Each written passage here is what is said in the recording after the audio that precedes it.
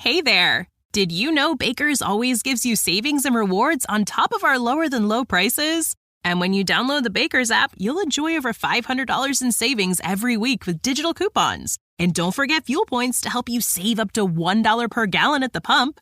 Want to save even more? With a Boost membership, you'll get double fuel points and free delivery. So shop and save big at Baker's today.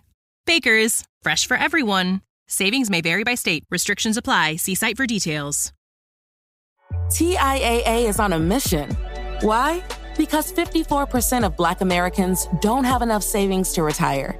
So in collaboration with big-name artists like Wyclef Jean, TIAA released Paper Right, new music inspiring a new financial future.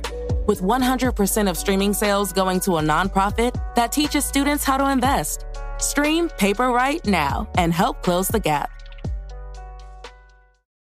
So it's you start with what you already have and figure out how do you build ideas around the assets versus thinking of some cool shiny thing and then finding the assets to kind of compete in that, realizing that it's probably still not going to be a play.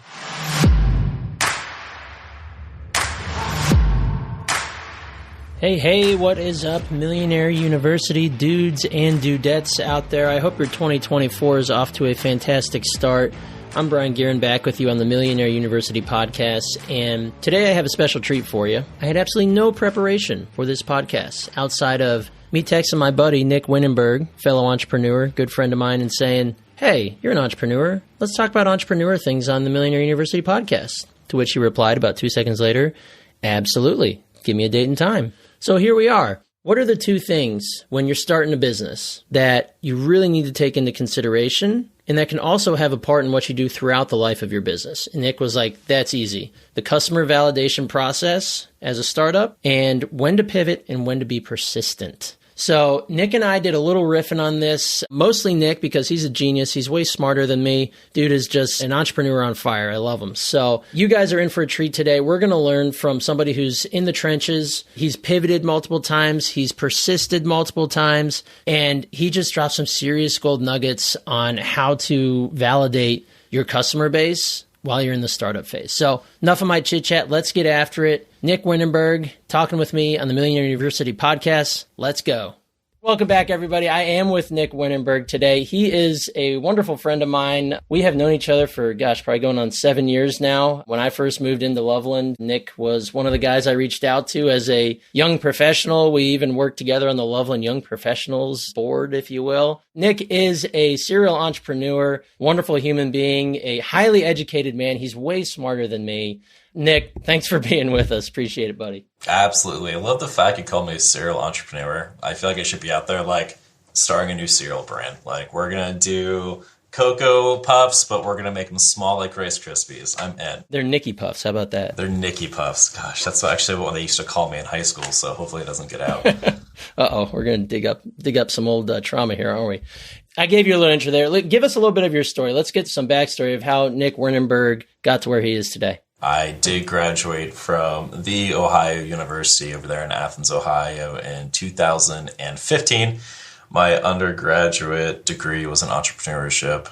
I came out of OU, joined the family company, which is a staffing firm here in East Side, Cincinnati. That's Express Employment Professionals. And then we launched another organization called On Brand Podcast Studio. At that time it was Berg Tech. But we basically go through and help other organizations create podcasts. So it's actually great that I'm on someone else's podcast. It's not usually how this goes, but I'm in. After that, expanded that side of it. We were offered developership as well. So now we actually mentor 17 other offices. So I guess it's kind of a weird intersection between a coaching role. We have our own company. And then we also launched another company too. That's more of the entrepreneurship venture. I did go back and got my master's degree as well. And that was a master's of science and management back at Ohio University. And that was a degree that focused mostly on business venturing, which again, entrepreneurship, and then also data analytics because I'm a massive, massive nerd. So I thought, why not combine the two of them and kind of go from there? So I think that's a 10,000 foot view of kind of professional qualifications for this. It's definitely weird because it's a good hybrid between academia and also some professional experience in there too. But open book, happy to help however I can. Today, I wanted to have you on to chat with us about kind of the two really important things that you and I kind of agreed on before the episode here, that when you're starting a business, when you're dipping your toe in the water of entrepreneurship, maybe you're just about to take that first step of going and getting your LLC or taking something to market. There's two things that Nick and I agreed are really vitally important to be cognizant of when you're doing this. That first one is the importance of customer validation in your startup process. And the second one we're going to get into is when to pivot and when to be persistent. I think these are just two kind of bugaboos that every entrepreneur crosses at some point in time. And we're going to have a in-depth discussion on both of these today. So Nick, I kind of want to let you run with this on that first point of the importance of customer validation in the startup process. You know, maybe you're a pressure washing business, or maybe you are taking some little product you have or something you're going to distribute via an e-commerce business. Let's talk about that importance of that customer validation, because without that, it's really tough to start a business, right? Yeah, basically impossible in my experience, if nothing else. It's one of those things that we tend to gloss over because entrepreneurs are naturally high energy. We want to get out there. We want to get to market. We want to start selling. We want to start pushing and bring in all these people and say, look how great my idea is. I am guilty of that. Brian, I know that you're guilty of that. Yeah. I've been there at least once. And if you look across the entire business scope, every successful business at least has had an issue with that sometime in the past, right? And it's really comes down to the skill set of an entrepreneur to go through and kind of take a step back and say, okay, I have a great idea. I think it's great, but really, how do I test it without spending a ton of assets? Because what you don't want to do is take an idea that you think is the best idea since sliced bread, take it to market and realize that nobody wants bread. I have a great mentor of mine. He's at Ohio University, and his question that he always asks is, will the dog eat the dog food? We can spend so much R&D. We can make sure the dog food is perfectly nutritious, that it has all the things the dog needs. But if the dog doesn't eat the dog food, it's worthless. And that's a major stumbling block for most entrepreneurs, because when they have this idea, if they want to go through the pressure washing business, if they don't do their due diligence and figure out what kind of startup are they going to launch and what do my customers actually want, they're going to fall into that trap early on, and they're going to end up spinning the wheels, burning out. And even if their company is successful, there's the opportunity cost that it could be more successful if they spent more time on customer validation.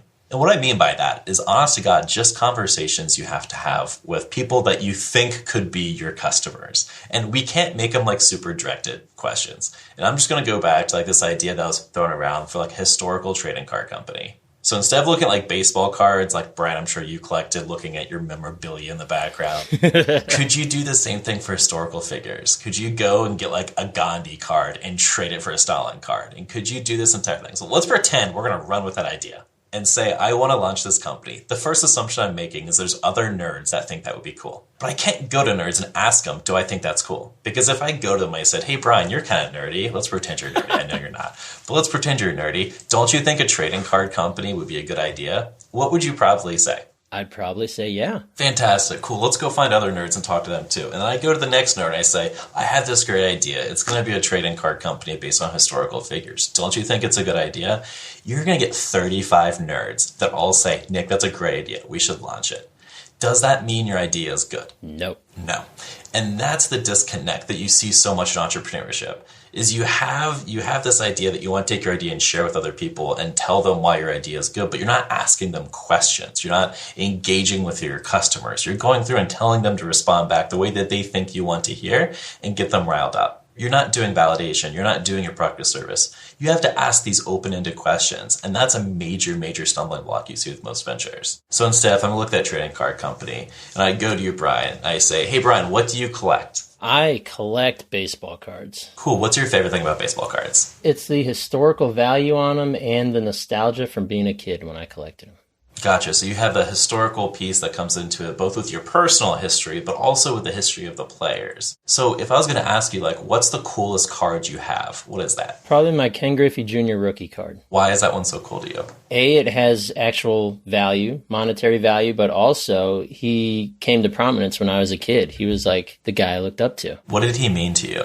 Baseball was my life, and half of it still is. And that card meant that I got Ken Griffey Jr.'s baseball card before he was Ken Griffey Jr. He had a little bit of legend before he came to the bigs, but that was his first card, and he took off, and he's a Hall of Famer. Gotcha. So if he wasn't a sports player, so if he was just someone that you looked up to as a mentor, do you think you'd attach the same amount of value if he had to impact you? Or do you think specifically because he's a sports ball player? Probably specifically because he was a ball player. So now you see a differentiation. Because A, now you can talk to more people about your business that may not be bought into it. And you can start to figure out, what does my customers value? Because you ask them these questions. Because me and the entrepreneur, in the back of my brain, what I'm saying right now is, okay, there has to be emotional connection. There has to be that nostalgia play. There has to be a meaning behind the card. So if I'm starting to think about product development, how does that play into product development? Well, I need to make sure that I go through and I pick people that are relevant enough. I can't go pick an obscure person that no one's heard about before. But if you go back and you figure out like, okay, so what's the indicators there? What kind of plays, what kind of pivots do I need to do to make sure that I'm keeping that in top of mind and focusing on those different strategies you pick up, right?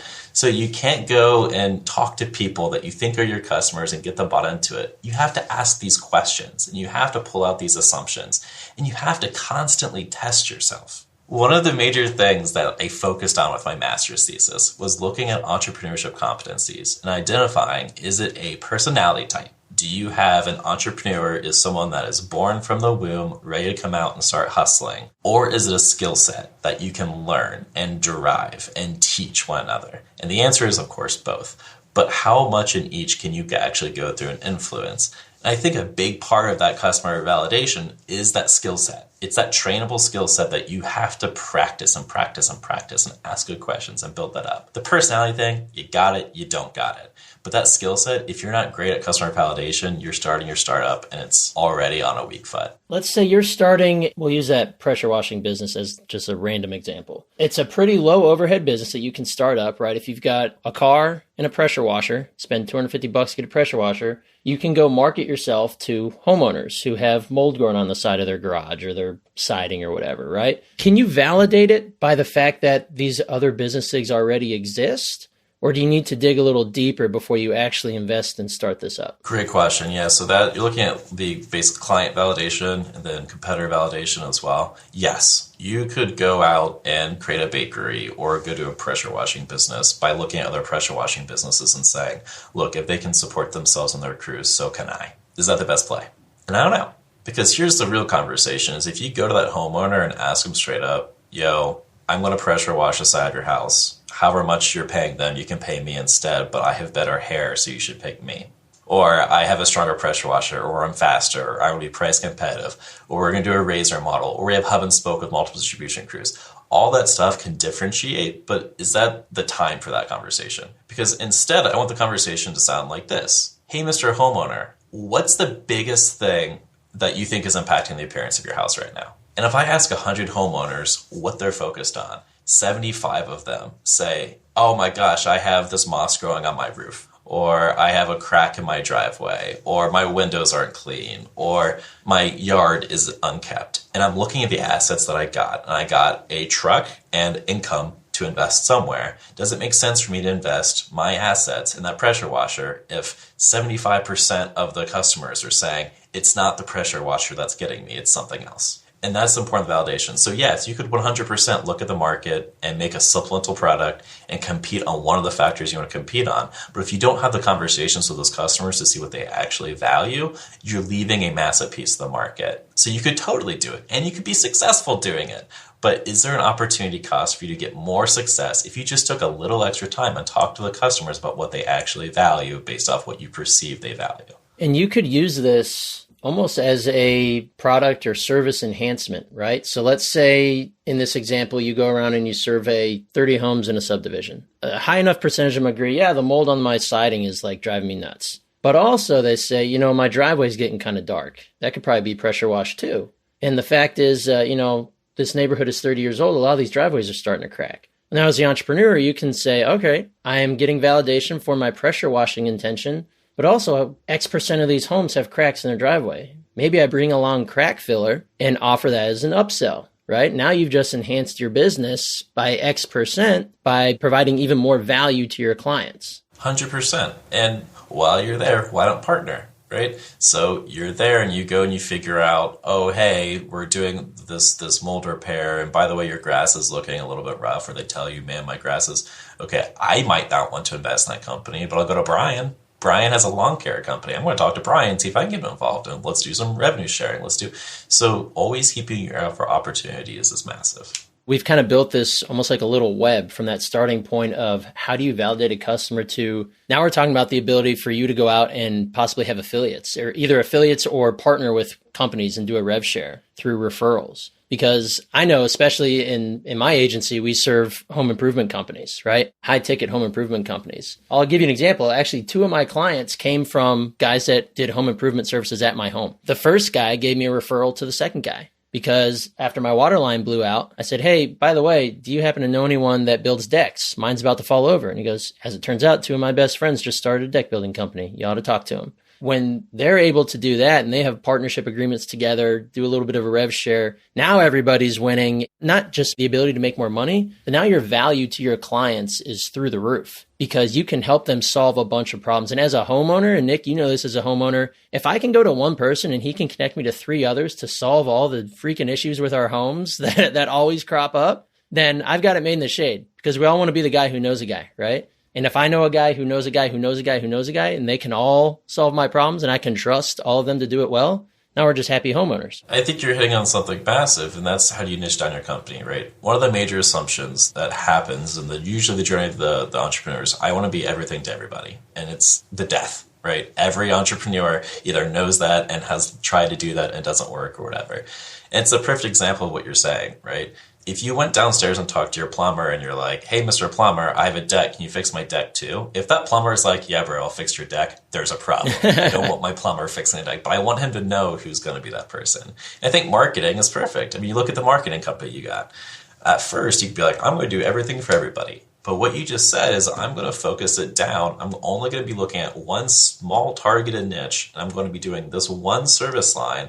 And I will go through and I'll find the partner organizations to bring when I need to. Think of the extra value you're offering that company just because you have the network effect operating for you. I'll happily admit to the world that it has taken me about 6 years to niche down and find that ability to not just be industry agnostic. I used to proudly tell people, oh, I'm industry agnostic. I can help you do this, do that, do the other thing.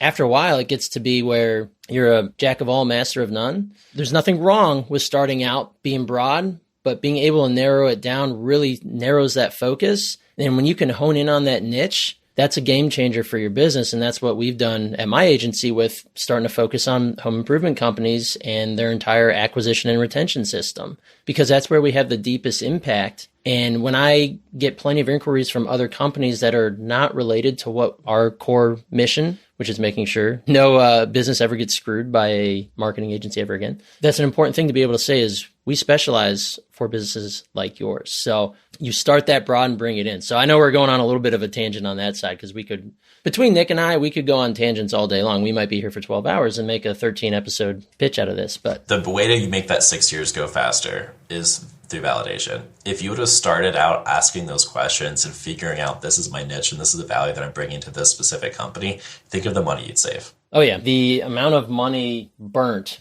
through trying to figure that out, I can happily attest to you that it's plenty. When it comes to, let's say you get in, you start your business, you got validated, you have a couple core offers, core niches that you serve, you're doing well. Maybe you've even got a little bit of revenue going. Let's say you get 6, 8, 10, maybe 12 months in, your top line, your revenue's starting to stagnate. Or maybe there's other issues in the growth side of the business that you might not even be privy to yet, but something needs to happen. Do you pivot or do you stick with the process? This is like the ultimate question. I feel like I have faced this no less than 5 times in my 6 years of doing this. It's a fantastic question. Of course, every entrepreneur, every venture is different for what that advice should be.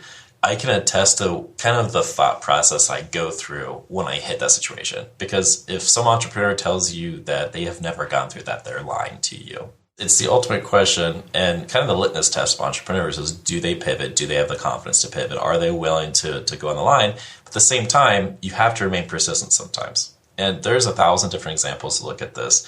And I mean, to use the On Brand, the podcast recording studio, as an example of this, we did break-fix IT work for about a year and a half before we got into the content creation for the podcast recording studio. And with that, we would help other people fix their computers or do their phone systems or do the network. And again, we tried to be jack of all, right? And we eventually narrowed it down to we were basically a help fix for computer workstations and also VoIP phone systems, voice over IP internet. We were operating revenue. I mean, we were good. We were cash flush. We were moving in the right direction. But what ended up happening was we were paying for the one technician we had, but we couldn't make the jump in revenue to cover the second technician. And no matter how much we tried, we would go past bandwidth. We'd get to the point of the bandwidth that he's working 60, 70, 80 hours a week on call constantly is affecting his mental health. And we looked at the budget sheet and we said, for us to get to that next place, it's going to be a $60,000 investment. Are we confident with what we're doing? The problem was it was a scalability issue. You can't scale technician by technician by technician with how we were set up. So we had to have the come to Jesus moment to say, is that what we want to be? And I think a big part of that conversation is having the right expectations when you start your venture of where do you want to see this taking you. If you want to start a lifestyle business, that's fine. If you want to go and you want to shoot for the stars and you want to launch a multi-million-dollar company that you're going to take IPO, that's fine. But those have two different requirements, two different expectations. And that's one of the major indicators for that pivot or persist conversation. If you have that lifestyle business and the opportunity cost for you to go work for somewhere else and you could go fly off in the sunset and make more money and live an easier life and that's what's calling you, do it. At the same time, if you have that persist, if you have that desire to do more, then do it. So A, it's what's your expectations and is this continuing to be worth what it's worth? Or is there something else we can do to bring in more of an opportunity cost? Is there something else that we could invest in and take that assets? And that's a really hard conversation for people because it requires a lot of self-inflection, which people don't like doing. Because you need to have an honest look at A, the P&Ls, and then also B, your lifestyle. What is this actually showing for you? So A, it starts with looking at inward, figuring out what's expectations. Am I continuing to achieve the goals? B, look at the financials, see what's happening. Is there something that's broken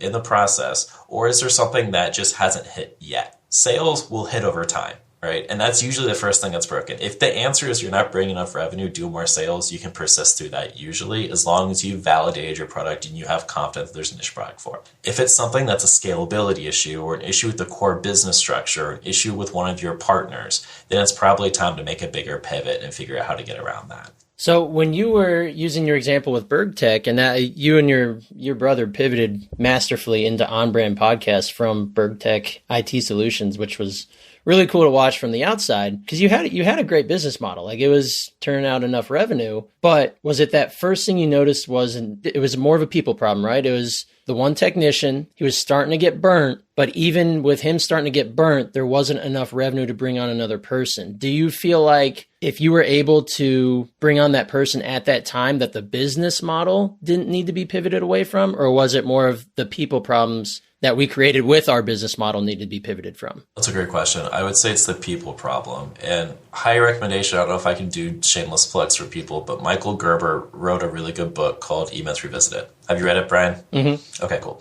So favorite thing about that is there's three roles. You got the entrepreneur, you got the technician, you got the manager. The technician's really good job at doing the thing. They're a really good job at fixing computers, or a really good job at baking the cake or power washing sides. You have the manager who's really good at managing the technicians to make sure they're operating as efficiently as possible. And you have the entrepreneur who has the idea to say, maybe instead of siding, we should do roofs. So you need all three of those in any venture in any organization. And if you can't find them inside the organization, you have to look outside. The problem with what we were saying in that organization wasn't the fact that the business model wasn't there, the customers weren't there, the revenue wasn't flowing.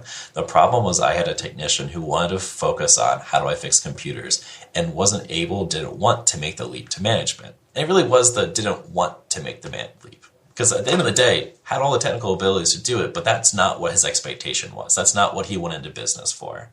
So for us, it was a core business model because we looked at it and we said, okay, we have the people problem that we have an amazing technician that doesn't want to make the leap to entrepreneur. How do we build a program around the asset that we got and focus on keeping the technician as a technician, doing what they want to passionate about, at the same time figuring out how to build the organization around that core piece.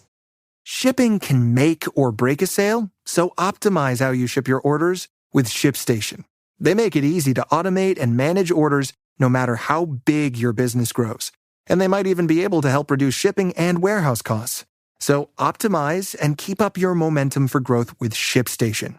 Sign up for your free 60-day trial now at ShipStation.com and use the code POD. That's ShipStation.com with the code POD. This episode is brought to you by Carnegie Mellon's Tepper School of Business. Want to advance your career or switch fields? An MBA from Carnegie Mellon's Tepper School of Business can help. Earn your degree from a top-ranked business school with a thought-provoking curriculum, one-on-one leadership coaching, support from experienced career counselors, and full-time, online hybrid, and accelerated MBA formats. Join the intelligent future. Visit cmu.edu/Tepper to learn more. How do you avoid the well-known shiny object syndrome, right? The old business model, maybe you and the business partner have decided this might not be right. It's time to pivot. How did you know what you wanted to pivot into? And then was it a process of like completely starting from scratch, like going back to that step one of the customer validation process? How did you guys handle that? A big part of it's looking at the inside out versus outside in ideation. Where do business ideas come from? So you see something cool, you see like, oh, hey, crypto mining, that seems like a thing. I should go buy 16 graphics cards and slap them in my basement and see how it plays out. That's the shiny object thing, right? That's the influence, that's the media, that's everything we're seeing doing it. But I would argue that it usually needs to come from an inside out. You look at your assets, you look at what you got, you look at what your skill set is, you look at what's fiscally responsible for you to do, and you start the ideation with that. So to go back to the guy that has a truck, your power washer has a truck, he has a power washer, he has different tools and equipment. He should look at what he has right now to figure out how do I bootstrap this and leverage this to get me to that startup phase. And a big part of it's like, yes, crypto's a thing. 100% crypto's a thing. Am I a financial expert to go through and know what I'm doing in crypto? No. Could I be? Maybe, but there's better opportunity for me to go do something else instead.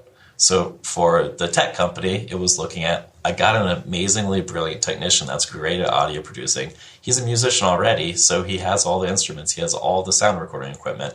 Those assets are already set up. And by the way, there's this new thing that's happening that everyone wants to create a podcast.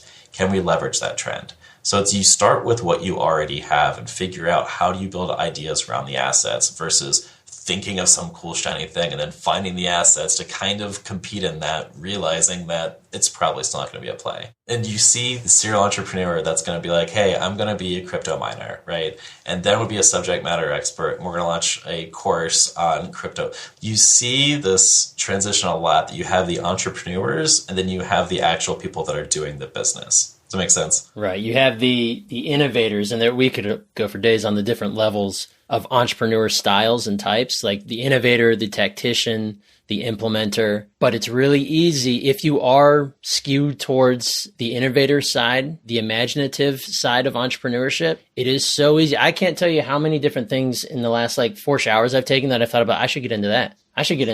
It is very easy to get in that hamster wheel, and you have to be able to rein yourself back and pull yourself back. And I did think, kind of following you from afar, watching you switch from the IT company into on-brand podcasts was a absolute masterclass in knowing where the opportunities are and knowing what your current assets allow you to do. I've been in your studio. You guys have an awesome studio, tons of equipment. Your brother is a technical genius with all of that stuff, and you guys produce awesome podcasts. And you're off and running. That's the perfect definition of a pivot. I like to think it's also pivot and adapt, right? Because within On Brand, you guys have adapted no less than a few times already, right? It's banging my head against the wall, right? And that's the pivot thing. Because after we figured that's we need to make the pivot, right? We need to make the transition. Let's just talk about what's happened in podcasting over the past year. I mean, literally 12 calendar months from 1/23/2024, whenever this is getting released, right?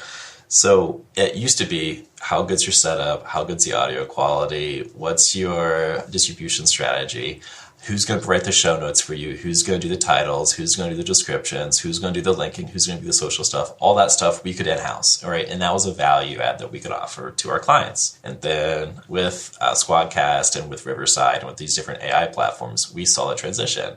Because what we saw was you saw these world-class, amazing multi-million-dollar per episode downloads being released on Zoom mics and Riversides or virtual platforms, right?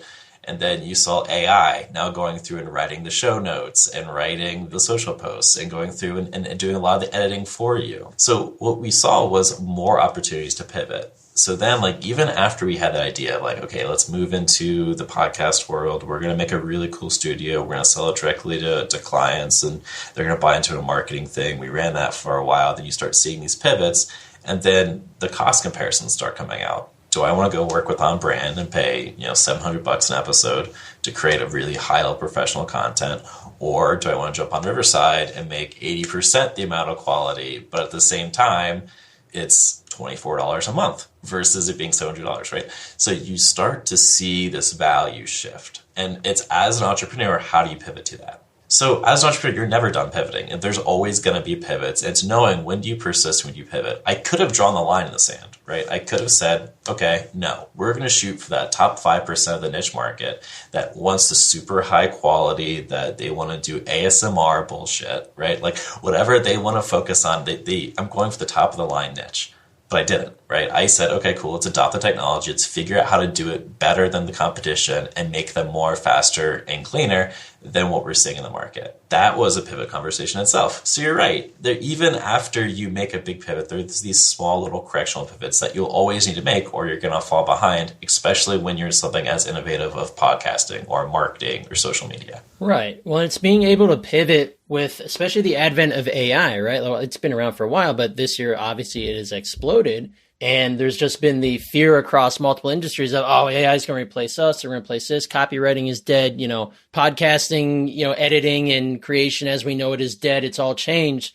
But then on your end, it becomes more of an education thing too, right? Like where someone's like, well, why would I use Onbrand? I can just go use a Riverside or a Squadcast, do it myself, use AI, blah, blah, blah, and be done. But now you're like, well, yes, AI is there, and yes, you can use it. But you are going to miss out on the nuance of the human touch on this. Just because AI is there, it can replace a human in certain things, but it cannot do it nearly as well as the human nuance that would be missing would be there, right? So is part of your job pivoting into educating on that stuff as well? Yeah, and a big part of it's looking at what's the value that we're bringing, right? There always has to be the bottom line value. If the clients don't see it, you shouldn't be doing it, because at the end of the day, that's just kind of highway robbery, right? You have to provide more value than what you're exchanging for. Is a part of that education and the producing and the conversations, yes. But the other part of it too is the revenue side, right? And figuring out if you can't adapt a core principle of your business, how do you keep what's working and then go through and add and diversify your revenue streams? That way you continue to bring in revenue. And what I think about is that power washer, right? Or you can pick whatever example you want in the marketing space. But from the power washer, let's say he's been running all the different service lines and 80% of his revenue is currently coming from power washing the side of the house. But now there's this new vinyl that comes out that makes it so moss doesn't grow on houses anymore. The first thing that power washer guy is going to do is going to be like, okay, well, listen, only 10% of my house has bought it. I don't have anything to worry about. But over the time, if he doesn't see that far enough ahead and he doesn't see that vinyl as a threat, he's going to be left behind. AI is doing that for a lot of these different companies right now. And you're seeing this little scratch the surface thing. But realistically, the impact AI is going to have across all of our industries, A, we don't fully comprehend. And B, we are just scratching the surface. So now it's entire do I pivot and go back and say okay, is it going to be harder or easier to make podcasts? It's going to continue to be easier, right? And it's going to get easier. And there's going to be books written. There's going to be podcasts on how to make podcasts. There's going to be podcasts on how to make podcasts about making podcasts. There's going to be this funnel. There's going to be this creation. So you have to look at the trends overall and make your pivots looking at the trends instead of just looking at what's happening right now and making pivots around that. But also at the same time, comparing it to something simple. So for example, mowing your lawn is easy, right? But there are tens of thousands of companies that exist to mow your lawn because you don't want to, right? So that same concept can apply to AI, right? To companies that do things where the company even uses AI to benefit themselves and their product, their service, and their customers. But as a business owner who wants to produce a podcast, maybe I don't want to deal with it because I want to pay someone to handle it, right? So is the ultimate threat still mitigated by being a top company who produces the finest quality work for those who don't want to deal with doing it themselves? Does that still exist in terms of AI? Yeah, short term, yes. You vacuum your own house as well? My wife loves vacuuming, but I do occasionally push the vacuum. We just went and we bought it's a new vacuum thing. It's $1,200. My wife she's obsessed with this thing. It vacuums. Wait, what is it? We just got the Shark, but that was not $1,200. This one's nuts. It does room mapping for you. It goes through, it tracks your pets. It can follow your pets. It's insane, right? And it was $1,200, but literally I'm never going to vacuum again. It automatically empties the dirt and the water. And then there's a pump that comes from the hose. I don't touch it and it just vacuums the house now. So let's go back to lawn care thing. you said that, okay, I love mowing my lawn, but most people don't like it. So they're going to go and hire this company to go through and mow their yard. What's next, right? If I could, instead of hiring the company, invest in a virtual lawnmower that goes through and basically is a Roomba for my yard and automatically 3D map tracks my yard and go through and knocks it out for me and gets it down to that perfect fine detail, right, that does, and it's just getting better, right? Or do I go hire the company still? If I was a betting man, I'm looking at 5 years from now, I can still hire the company. The tech isn't there yet. Look at electronic cars, right? Or electric cars. The infrastructure is not there yet. But if you're a betting man and you're going to say 10 years from now, do I think we're going to see industry growth inside of people-driven lawn care services or robotic AI lawn care services?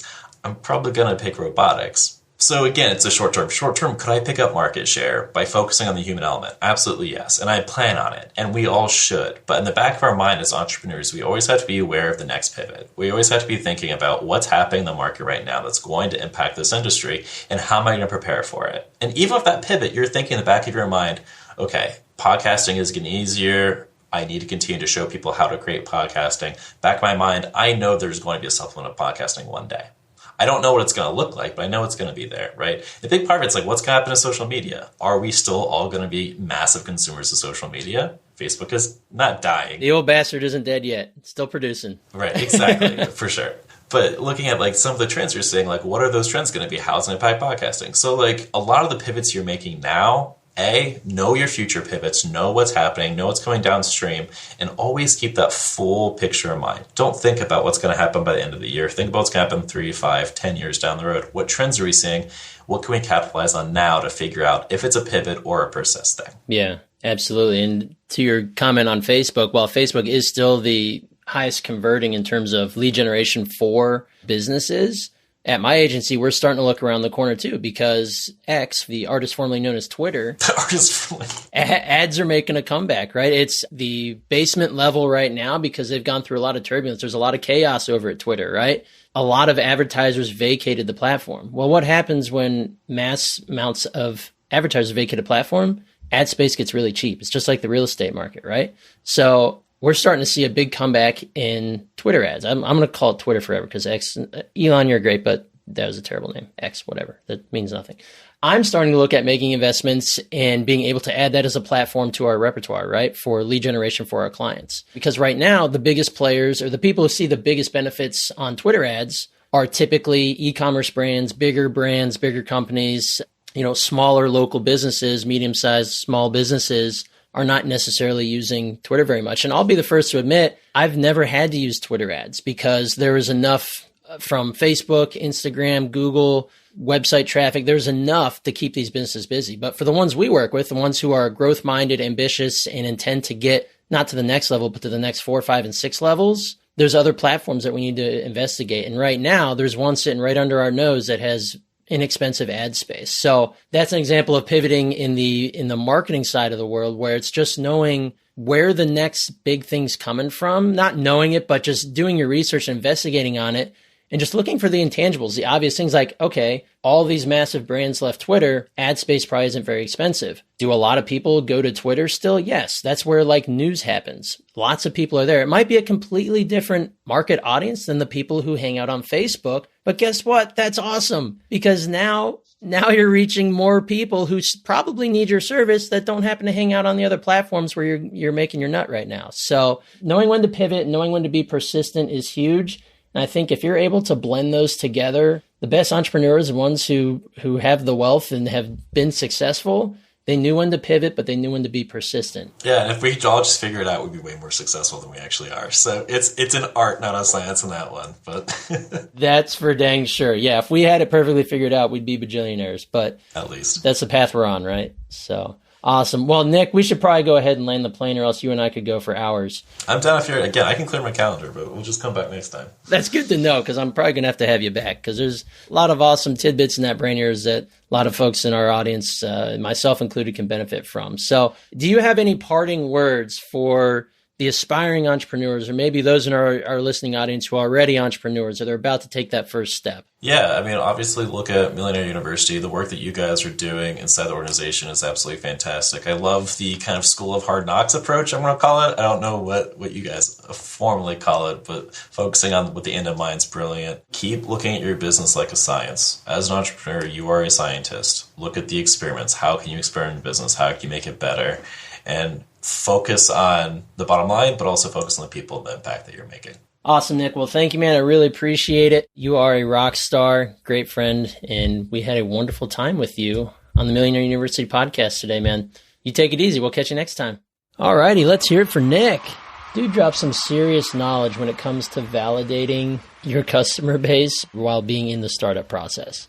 What a different way to think about, does my product or service fit in this market? Will people buy it? Those probing questions of being able to get people to expand upon what it is that they want and why they need it. Just thinking outside of the box. And then Nick having multiple experiences in needing to pivot, but also needing to be persistent in whatever area it is just invaluable knowledge that we can have as entrepreneurs when it comes to getting our business off the ground and keeping it going, staying afloat. That's one of the hardest things to do. Once you get that business started, you've crossed that plateau. I can't tell you how many times in my 7 years of being a business owner that has come true. It's come true for me just in the last few months. I made a major pivot in my own business, and it's making a huge difference already. Knowing what's coming down the pike, being able to see around those corners.